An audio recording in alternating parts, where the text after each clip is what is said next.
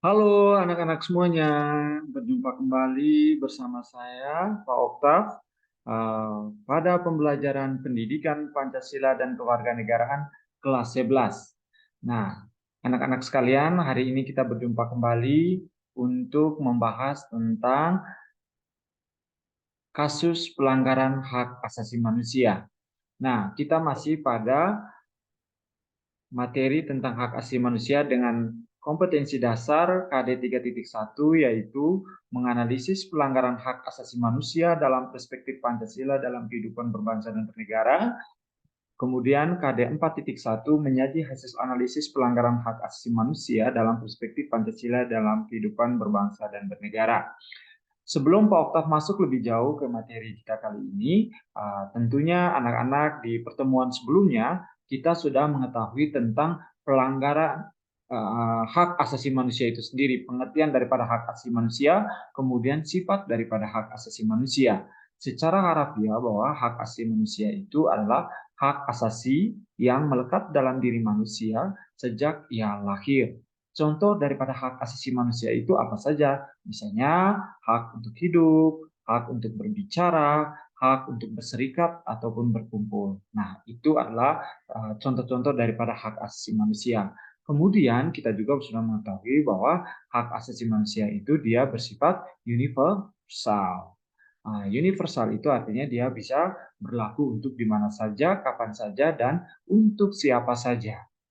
Nah, kali ini anak-anak kita akan membahas lebih khusus tentang pelanggaran hak asasi manusia itu sendiri.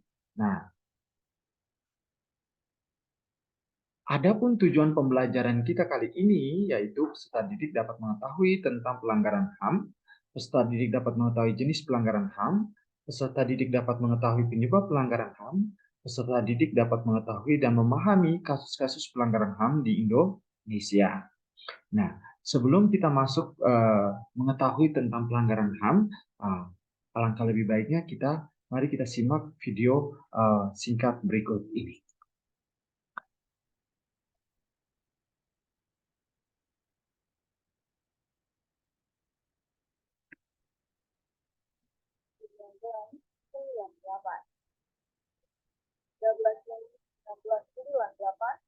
Jakarta dilanda guncangan massa hingga 15 Mei 1998. Kerusuhan diwarnai dengan aksi perusakan dan pembakaran bangunan serta kendaraan bermotor.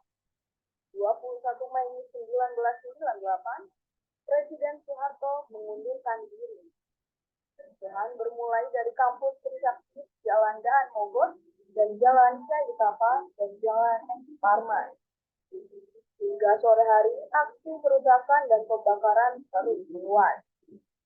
Berikut adalah kronologi kejadian kerusuhan Mei 1998. Sekitar pukul 11.30, massa sudah berdiam dan berkumpul di area sekitar kampus, hingga akhirnya bergerak pada pukul 11.30.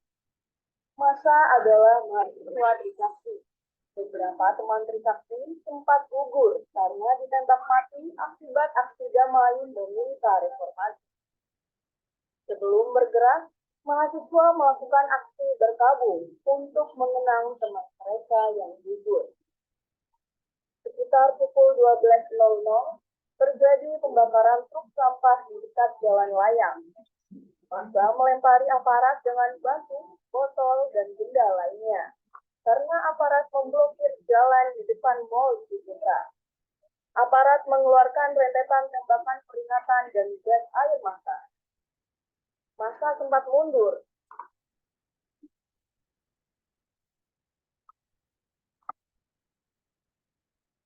Oke, baik, anak-anak sekalian, itulah video singkat tentang peristiwa pelanggaran HAM yang pernah terjadi di masa lalu. Kalau kita menyimak video tadi, itu merupakan kejadian ketika para mahasiswa Trisakti melakukan aksi turun ke jalan untuk meminta reformasi. Nah, dalam kegiatan tersebut banyak sekali yang menjadi korban, khususnya adalah mahasiswa. Nah, hasil investigasi daripada Komnas HAM bahwa peristiwa Trisakti dan Semanggi itu merupakan bagian daripada pelanggaran hak asasi manusia. Nah, apa sih yang dimaksudkan dengan pelanggaran hak asasi manusia? Nah, menurut Undang-Undang Nomor 39 Tahun 1999 tentang Hak Asasi Manusia menyatakan bahwa pelanggaran HAM adalah setiap perbuatan seseorang atau kelompok orang, termasuk aparat negara, baik disengaja maupun tidak disengaja, atau kelalaian yang secara melawan hukum, mengurangi, menghalangi, membatasi, dan mencabut hak manusia seseorang atau kelompok orang yang dijamin oleh undang-undang ini dan tidak mendapatkan atau dikhawatirkan tidak akan memperoleh penyelesaian hukum yang adil dan benar berdasarkan mekanisme hukum yang berlaku. Nah, itu adalah pengertian pelanggaran hak asasi manusia menurut Undang-Undang Nomor 39 Tahun 1999.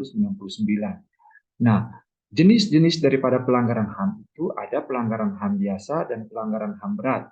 Pelanggaran HAM meliputi pelanggaran hak asasi manusia yang dapat bersifat kejahatan biasa atau ordinary crimes dan kejahatan luar biasa atau extraordinary crimes. Contoh yang termasuk kejahatan biasa antara lain pemukulan, penganiayaan, pencemaran nama baik, dan menghalangi orang untuk mengekspresikan pendapatnya.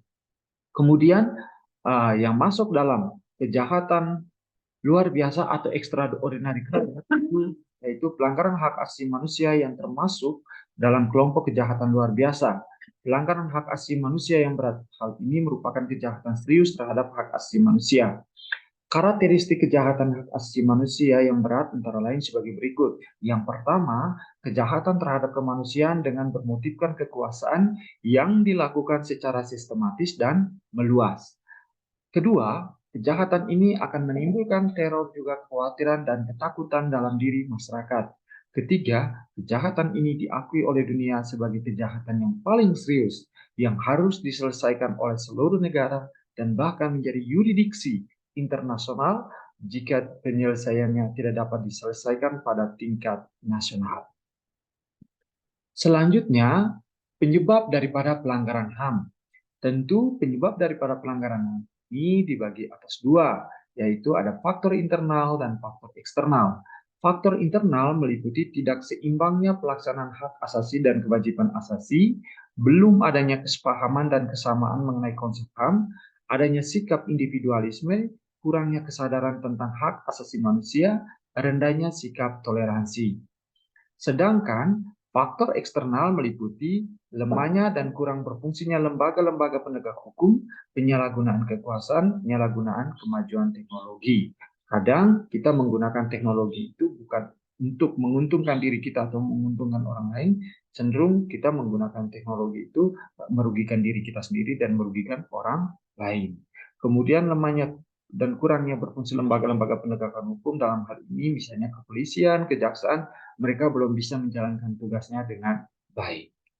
Oke, selanjutnya ini adalah contoh kasus pelanggaran HAM yang pernah terjadi di negara kita, yaitu ada peristiwa Tanjung Priuk, peristiwa Aceh, kasus terbunuhnya Marsina, kasus terbunuhnya wartawan Udin, ada peristiwa Trisakti Semanggi tahun 1998, ada peristiwa kekerasan di Timur Timur pasca jejak pendapat. Dan peristiwa Timur Timur ini dikenal dengan gerakan separatis. Demikian anak-anak untuk pembelajaran kita hari ini dan harapannya semoga video singkat ini dapat membantu kalian untuk memahami, mengerti tentang apa itu pelanggaran hak asasi manusia. Terima kasih.